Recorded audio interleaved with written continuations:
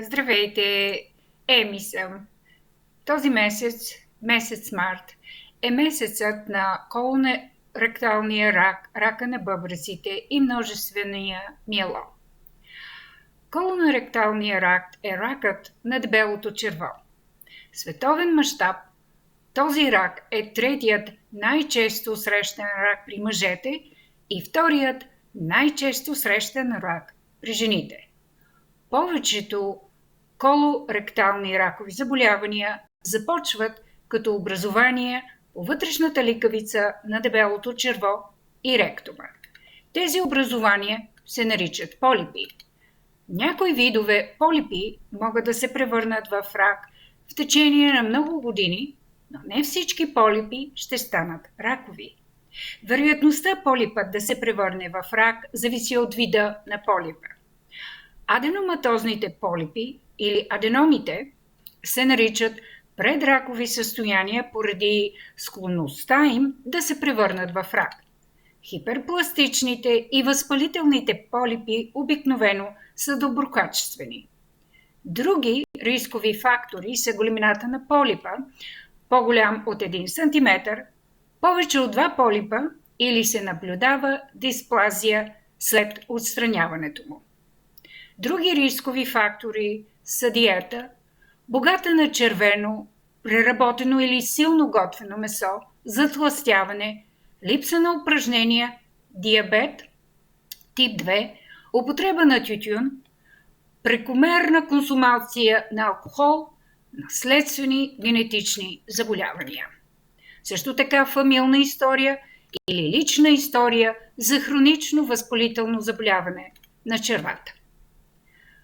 Повечето случаи на рак на дебелото черво възникват в сигмоидното дебело черво. Това е частта над ректума.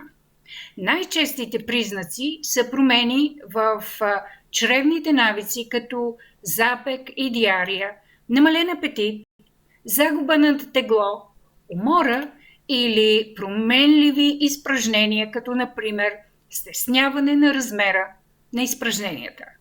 Други симптоми са газове, спазми, кървене.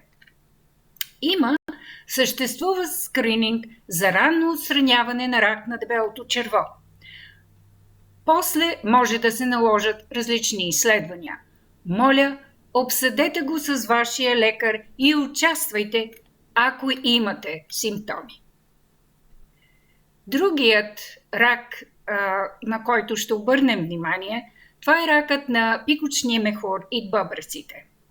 В световен мащаб ракът на пикочния мехур е 6-тият най-често срещан рак при мъжете и 17-тият най-често срещан при жените.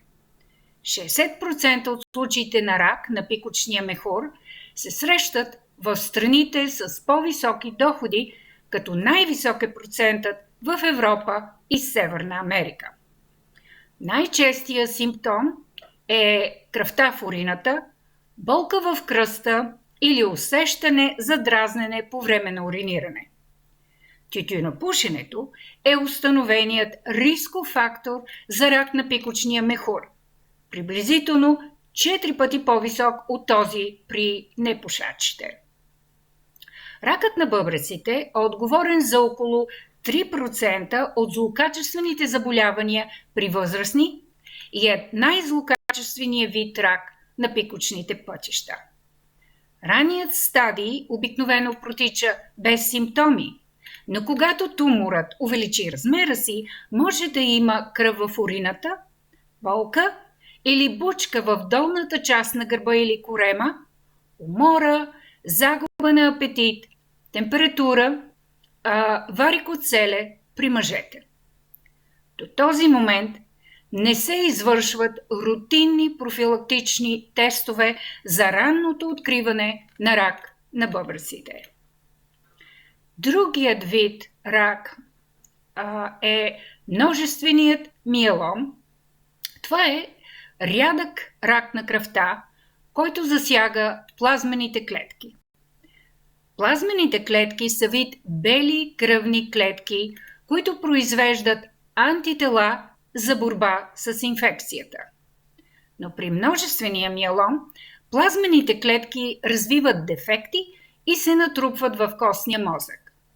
Костният мозък е тъканта вътре в костите, която произвежда кръвни клетки. Дефектните, анормални плазмени клетки могат да увредят костите и бъбреците.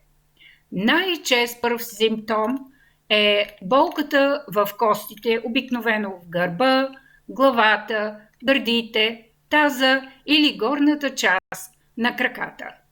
Други симптоми са умора и слабост, повръщане, изтръпване или мръвучкане в ръцете или краката, необяснима загуба на тегло, гадене и повръщане. Най-често се открива при рутинно изследване с високо ниво на калций и последващи изследвания, за да се докаже или се отхвърли. Бъдете осведомени. До следващия път!